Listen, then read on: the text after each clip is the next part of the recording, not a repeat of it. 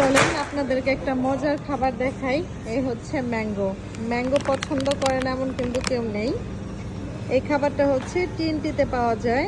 কানাডার যে কোনো জায়গায় টিএনটি আছে সেখানে, সেই শপে এই ম্যাঙ্গোটা অ্যাভেলেবেল।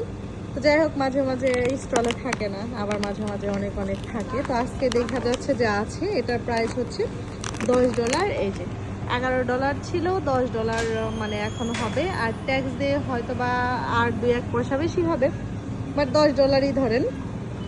এই এক প্যাকেট আম শুকানোর 70 দাম হচ্ছে কানাডার $10, যা বাংলাদেশের হচ্ছে 1000-এর একটু কম। এটা যদি বাংলাদেশের সাথে তুলনা করি, সে অনুযায়ী মজা অনুযায়ী আমার কাছে মনে হয় দামটা অনেক বেশি না, কারণ এটা বানাতেও তো কষ্ট হয়, তাই না? তো কে কে এটা খেয়েছেন? এটা কিন্তু খেতে খুব মজা। যারা কানাডায় থাকেন তারা খেয়ে ট্রাই করবেন কেমন লাগে। আমার মোটামুটি ভালোই লাগে। আল্লাহ হাফিজ।